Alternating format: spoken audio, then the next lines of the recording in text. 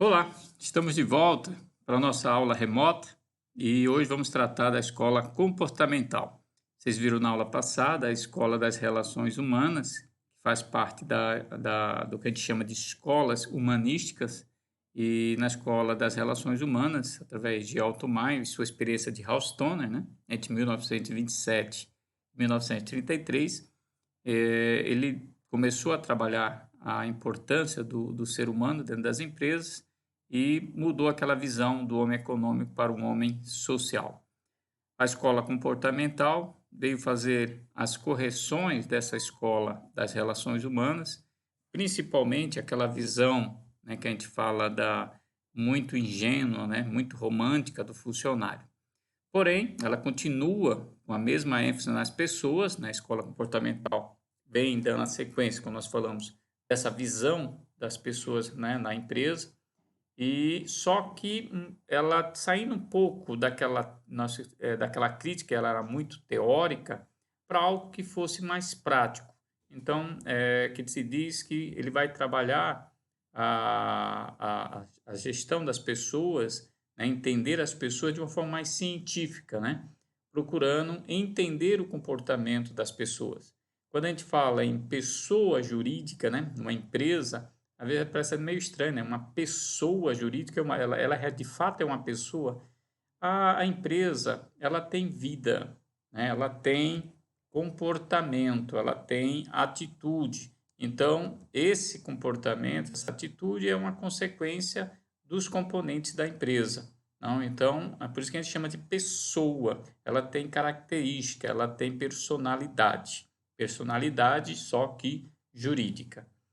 E então, através da publicação do livro Comportamento Administrativo de Herbert Simmons, marca o início da escola comportamental.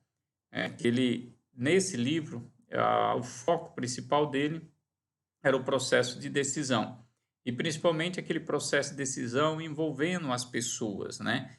Que o processo de decisão ele influencia, né?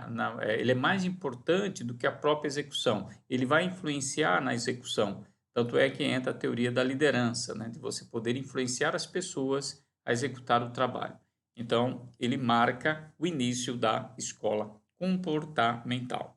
Então vejamos essas origens, né, além da publicação do livro, né, O Comportamento Administrativo de Herbert Simon, que é o último aí da transparência sendo citado, mas marca também a origem através, né, dessa rejeição, né, que foi criada, inclusive pelos empresários, dessa visão muito ingênua e romântica, né, da teoria das relações humanas, né? Ela via o ser humano, o recurso humano, o trabalhador, né, o funcionário, como uma pessoa ingênua que estava sendo explorada e que eles eram dominados pelo seu chefe. E nós sabemos que o ser humano não é tão ingênuo assim, né? Ele não é tão coitado assim. É lógico que precisa ser dado a atenção. Por isso que se diz, então, nessa preocupação de dar o desdobramento da teoria das relações humanas, em especial a essa nova visão do homem social. Né? Como motivar esse homem agora, que não é mais econômico, não é mais aquele homem que você motiva através do dinheiro. E continua, né, como na própria escola das relações humanas de Elton Maio, a crítica, né, à teoria clássica, aquela visão de Taylor, né, visão mecânica do homem tratado como uma máquina, e daquela autoridade muito formal que foi dado tanto por Taylor como por Henry Fayol, né, nas suas teorias, né, a centralização do poder, a supervisão funcional, né, aquela visão do homem limitado, do homem burro. Então, essa autoridade formal também foi muito criticada. Ela foi valorizada na teoria das relações humanas, o relacionamento, né, esse envolvimento dos funcionários no processo da tomada de decisão.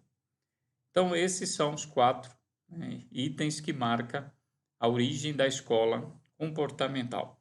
E agora vamos entender um pouco, né, essa escola comportamental ou behaviorista, né? Então, os estudiosos dessa escola teve como foco, né, descobrir novas formas de gestão. A vantagem da escola comportamental é que ela critica a escola clássica, né, mas ela aproveita aquilo que tem de bom. Então, ele apenas tenta tornar a empresa mais humana, né, tornar ela ver outras formas, outros estilos de administração, sem ter aquela rigidez tão propagada pelas duas escolas clássicas, que é a de Taylor e a de Fayol. Então, segundo eles, é possível ver essas novas formas de administração capazes de potencializar principalmente a motivação nos seus funcionários.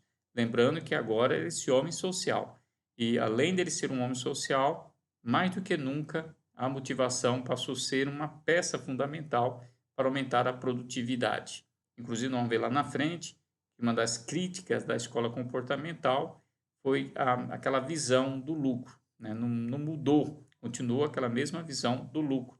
Mas temos que lembrar que estamos numa era capitalista, né? Em uma economia liberal nessa época e depois para uma economia como nós estamos hoje, neoliberal. Então, o foco na motivação desses participantes, desses funcionários. E, ao mesmo tempo, né, se procurou eliminar os conflitos tão comuns entre os objetivos pessoais e os objetivos da empresa. A escola behaviorista ou a escola comportamental vê que é possível fazer essa união e fazer com que os dois objetivos fossem alcançados, né, cada um em seu momento. Então, a empresa vai procurar atender também as necessidades e fazer com que os funcionários também alcancem seus objetivos, porque eles estando motivados, eles vão fazer com que a empresa alcance os objetivos. Além disso, na visão da escola comportamental, não é somente o administrador que toma a decisão, né? Aquela visão do supervisão funcional, da centralização do poder que tanto Taylor como Fayol propagou, na escola comportamental é ao contrário. Ele acha que o ideal é descentralizar, implantar aquela administração participativa ou consultiva, né? Onde os funcionários possam também participar dos processos decisórios. Então, a decisão não é somente do administrador geral ou do chefe. Ele pode ser tomado por qualquer pessoa dentro da organização, né? Desde que, é lógico, ele tenha um preparo, ele tenha condições de tomar as suas decisões. Por isso que ele coloca que o processo de decisão ele é muito mais complexo do que se parece, né? Já que ele envolve várias pessoas, vários fatores, né, para a tomada dessa decisão. E o próprio, como nós falamos no livro Comportamento Organizacional, o Herbert Simmons trabalha exatamente essas teorias dessas decisões, né? Ali é quando ele começa a trabalhar as alternativas, as formas diferentes que você pode decidir e sempre, é lógico, se preocupando em adequar a empresa às oportunidades do mercado, né? Procurar trazer maiores resultados para a organização, aquela visão que nós falamos ainda capitalista, né, da visão do resultado para a organização. E, segundo ele, existem 6 elementos necessários para um processo de decisão. Só há um processo de decisão se tiver esses 6 elementos aqui. Quais são eles? Primeiro, tem que existir alguém tomando decisão. Tá? É o que eu chamo de tomador de decisão. É a pessoa que vai ter que decidir, escolher entre as várias hipóteses, né, de decisão, qual é que vai ser tomada. Pode ter tomador de decisão a nível estratégico, tático, operacional, mas tomador de decisão é aquele que vai decidir, que vai escolher qual caminho a seguir. Todo o processo de decisão tem um objetivo, que é o segundo elemento. Então, o que eu estou buscando alcançar com essa decisão? Onde é que eu quero chegar com essa decisão? Tem também as preferências, né?